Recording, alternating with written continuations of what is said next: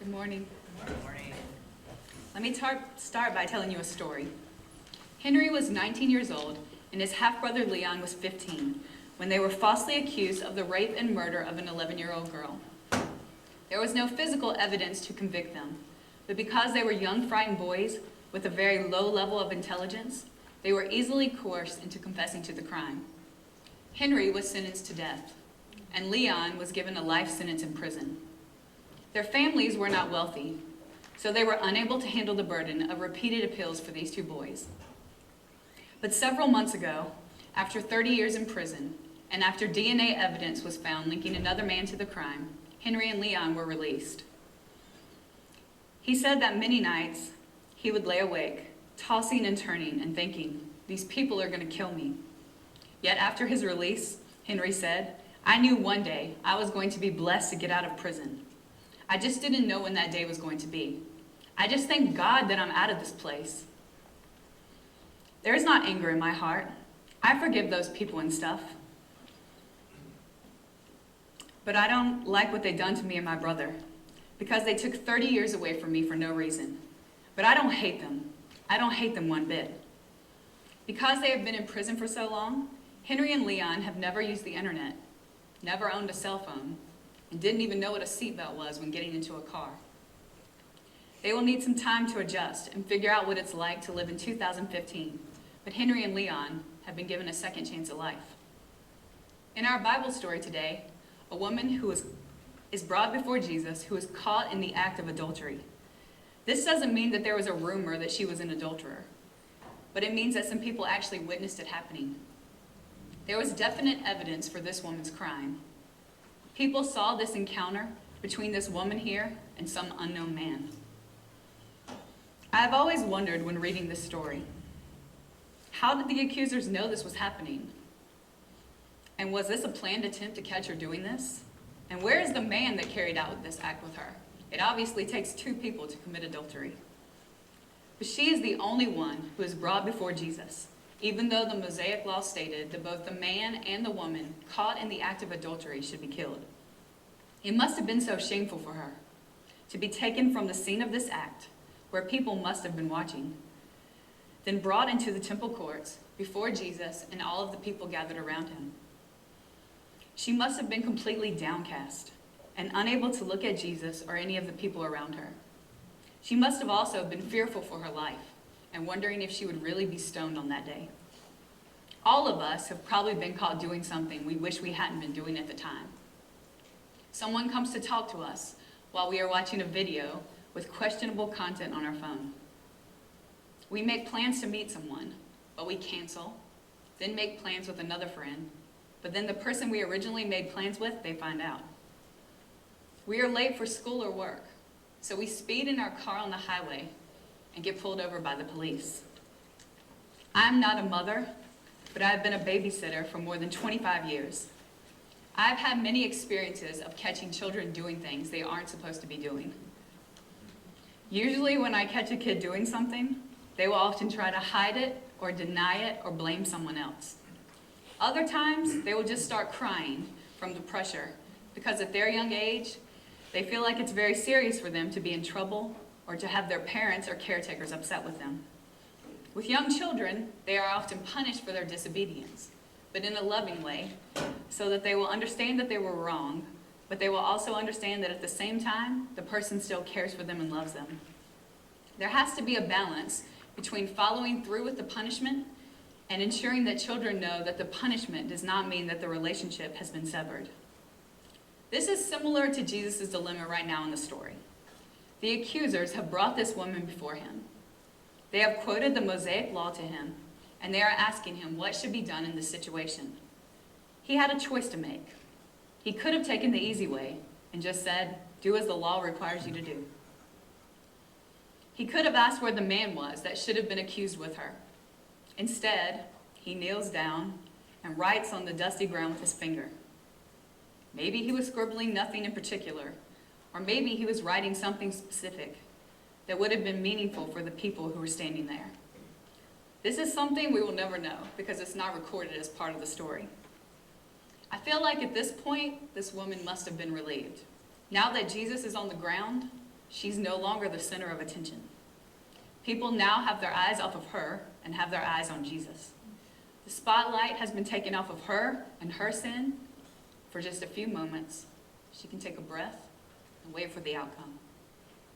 As Jesus is writing, the people are waiting for him to respond, and they don't seem to be willing to leave without an answer. So Jesus finally tells them, "All right, but let the one who has never sinned throw the first stone." And then he returns to writing in the dust. This turned the tables on whatever plan the accusers had to trap Jesus or to bring justice to this woman. Starting with the oldest in the group, they all silently, one by one, walk away, with no one willing to throw a stone at her. Romans 3:23 says, "For all have sinned. We all fall short of God's glorious standard." The men who were there that day knew that just like that woman, they have sinned. And just like those men, all of us here today know that we have all sinned. There is no one here today in this room who hasn't committed what John Wesley called a willful transgression against a known law of God. We may not have committed adultery like the woman in this story who was standing before Jesus, but we still sin. We lie, we steal, we misuse the name of God. We willingly do things we know are immoral. We don't love our neighbor. We blatantly disregard caring for the earth that has been given to us by God. Even if I had never picked up a Bible or never studied theology, it would not have been a surprise to me that the Bible says that we are sinners. I've always known how deeply sinful I am. I've always felt guilt and shame for the things that I have done and the things that I'm still guilty of doing. I've always regretted the way that I lived my life before meeting Christ, and as I struggle to live the way that the Bible instructs the people of God to live. But the story doesn't end with just a recognition that I am a sinner, that we are sinners. After everyone leaves, Jesus stands up and asks the woman, "Where are your accusers? Didn't even one of them condemn you?" She simply replies to him, "No, Lord." So Jesus tells her, "Neither do I. Go and sin no more." If there was only the law, there would be no hope for any of us. We are all guilty of breaking the law of God. We all deserve the punishments that were established by the law. But Jesus came to establish a new standard. The Apostle Paul stated it this way in Romans chapter 6, verse 14. "Sin is no longer your master, for you no longer live under the requirements of the law. Instead, you live under the freedom of God's grace."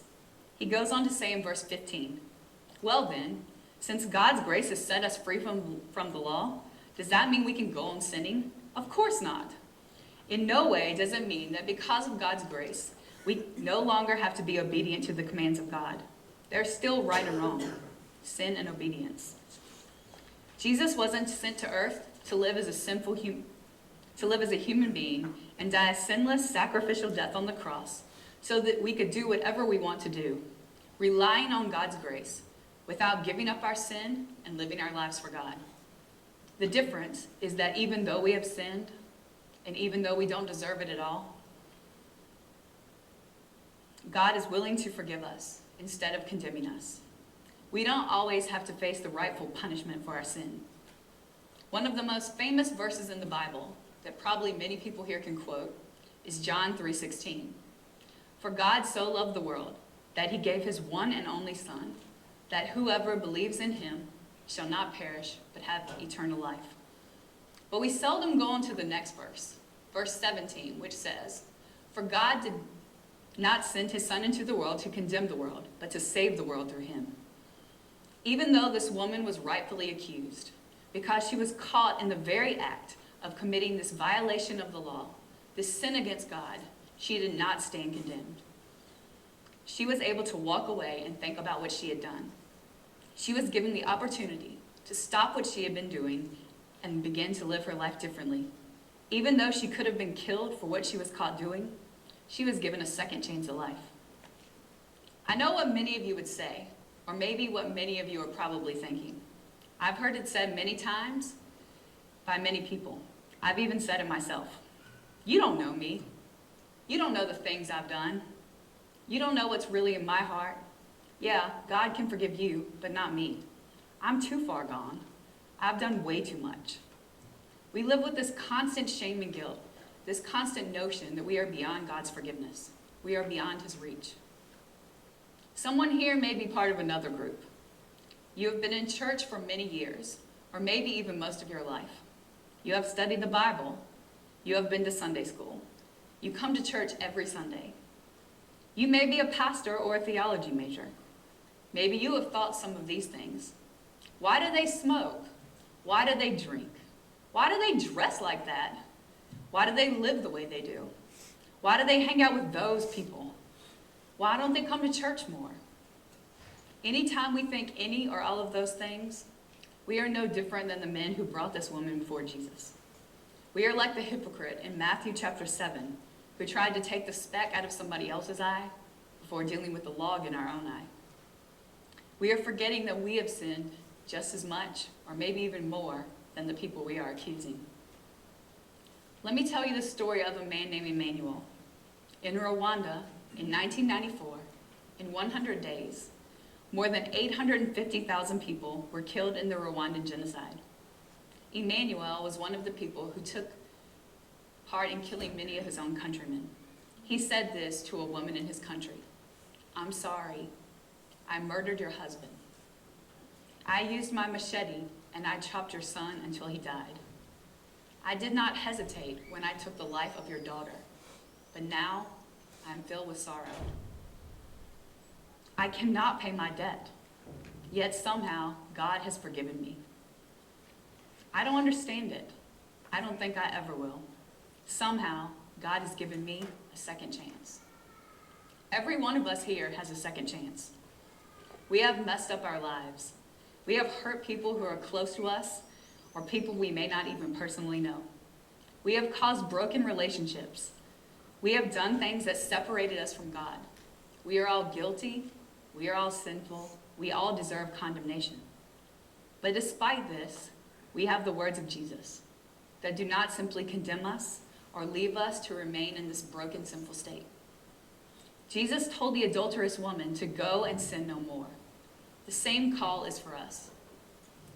We all have the freedom to willingly stop sinning and accept the grace and forgiveness that is being offered to us, no matter if this is our first time here in a church or if we have been in church for most of our lives. We are all in need of forgiveness and grace. We are all in need of the second chance that gives us the opportunity to leave behind our sin and have our lives transformed. Henry and Leon were finally given freedom after 30 years in jail for a crime they didn't commit. Emmanuel, who killed many of his own countrymen during the Rwandan genocide, he can't physically bring back the innocent lives he took, but God has forgiven him. And he has the opportunity to live his life differently than he did before. The woman caught in the act of adultery could have been condemned and stoned to death for her actions, but she was set free to stop what she was doing and to change her life. Let us also make the decision to pay attention to the command of Jesus and go and sin no more.